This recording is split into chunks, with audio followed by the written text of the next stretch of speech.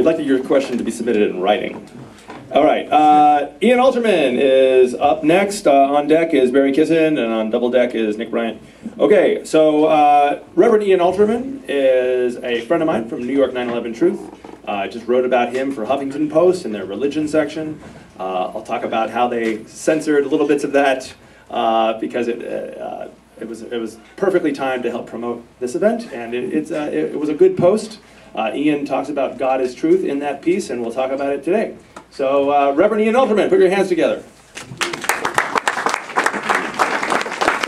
I think I may be the shortest one on this bill, so... Need help? No, I'm fine. You got it? Okay. I'm fine. You'll have to pardon me, I'm probably the only one with a prepared speech, so... Truth. To tell the truth. Truth or dare. Truth or consequences. The truth hurts. The truth will set you free. Give me some truth. Like love, peace, and justice, truth is something that is known and understood by every religion and culture that has ever existed. And like love, peace, and justice, it has also been sought after by every religion and culture that ever existed. Also, like love, peace, and justice, it is an overused word, one whose definition seems to change both over time and within circumstances. Is truth absolute or relative? Is it objective or subjective? Are there intrinsic truths, or is truth like beauty in the eyes of the beholder? As a minister, not only is truth an imperative of my ministry, but I am personally beholden to be truthful, to be honest and not to lie. It is instructive to note that every faith is motivated by a seeking of and even a thirst for truth, in this case, spiritual truth.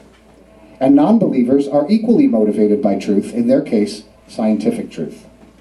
And both believer and non-believer are motivated by other truths, philosophical, political, economic, etc. For those of faith, truth is as intrinsic to their belief systems as love, peace, community, justice, freedom, and other imperatives. The oldest belief system we know of is the Dreamtime belief of the Australian Aborigines. To Westerners, the Dreamtime belief system is actually simply a series of myth stories. However, for the Aborigines themselves, these myth stories are in fact the reality, the truth, and it is the present reality that is the dream. The second oldest belief system we know of are the various Great Spirit beliefs of the Native Americans. Yet one of the most widely accepted beliefs throughout all of those is that, quote, "It is a disgrace to tell a lie. One should speak only the truth." In Zoroastrianism, Asha means truth and righteousness. It is the guiding principle of Zoroastrianism. And Asha is embodied in their primary god figure, Ahura Mazda. It is particularly interesting that Asha is not only truth, it was also the ordering principle of creation in the Zoroastrian belief system. In Shinto, which is probably the oldest Asian belief system, we find the following, quote, "Where you have sincerity, there is also virtue. Sincerity is a witness to truth. Sincerity is the mother of knowledge. Sincerity is a single virtue that binds divinity and man in one." In Jainism, we learn that the moral life is constrained by 5 cardinal rules known as the 5 vows. The first is ahimsa, which is frequently translated as nonviolence or non-harming. The second is satya, translated as truthfulness. In the Yajurveda, one of the underlying texts of both Hinduism and Buddhism, we find, quote, "I am renouncing untruth and embracing truth. One should accept truth and should sacrifice their life to protect truth. I take on oath that I shall always protect truth. Unless we do not renounce our greed, we cannot protect truth. Untruth inhibits self-development and physical, mental, and spiritual growth.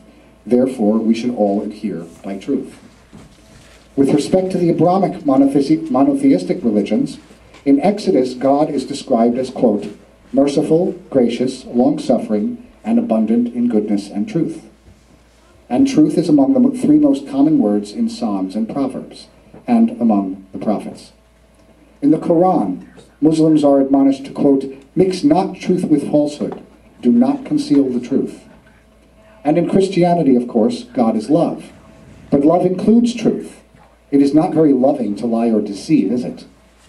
And Jesus' ministry was based on 11 precepts: love, peace, forgiveness, compassion, humility, patience, charity, selflessness, service, justice, and truth.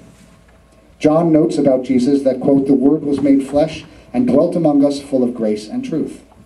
Jesus said of himself that he was the way, the truth, and the life. And of course, John also gave us one of our greatest quotes, cited by believers and non-believers alike: "And ye shall know the truth, and the truth shall set you free." For non-believers, truth is found in scientific experimentation and proof. In politics and economics, truth is found almost nowhere. That is, of course, the premise of this gathering, among other things. Truth is strong, but it's also gentle. When we, as 9/11 truthers, a perfect title, go out and talk to people, we must remember that truth hurts, particularly where people have felt hurt by a lie they may not understand as a lie. But that truth will also be gentle, and that your interactions with people, when you talk with them, should never be confrontational, should never be arrogant, should never be dismissive. People are hurt, people feel pain, people feel grief. They will accept the truth if you give it to them humbly and lovingly, but not if you give it to them confrontationally. Truth for me is an imperative not just of my faith, but it's been an imperative for me since I was a child. I was raised in a family that believed in truth, thank God. Thank God is something of a misnomer, since my family is all atheists except myself. But that having been said, my parents, thankfully, were fairly left, progressives, and truth was a very big part of our upbringing. Truth, respect, virtue, the idea of listening. Later, of course, I learned that God gave us 2 ears and 1 mouth. One should remember that. But truth for me is really an intrinsic part of my entire nature. And it hurts me. It really hurts me when I see untruth. So when I finally took that leap to not believing the official story of 9/11, it was painful in a way that is very hard to describe unless you really live truth. And it made me like a smoker who stopped smoking, or a cocaine addict who stopped taking cocaine. They become the most radical anti-smokers and anti-cocaine people in the world. And when I became a 9/11 truther, and Sander is to some degree a witness to this, I became really radical. And I remain very radical. And I think it's important to be radical. But that radicalism, of course, is tempered by humility and love and peace and bringing the truth in a quiet light. And if there's one thing that I'd like everyone here to take away from just the general idea of truth, and particularly with respect to 9/11 truth, and particularly with respect to people, speaking to people, is to please remember that we may have truth that they don't have. And it's important to let them know that. But they're much less likely to make any stride toward it, to bring you into their pain or into their non-belief, if you don't do it in a certain way. And I urge you as well to tell your friends and family who are 9/11 truthers the same thing. We will not go very far as 9/11 truthers or as a potential truth party if our attitude, if our approach to what we do has any measure of arrogance or condescension or anything of that nature. It must come from humility, from respect, from an understanding of other people's points of view. And I cannot stress that enough. Whatever it is that we do for the truth must be done with love. I know I'm a little short, so if it's not the kind of speech that, offers for questions, but if anybody has any questions, I would certainly entertain any kind of question you may have.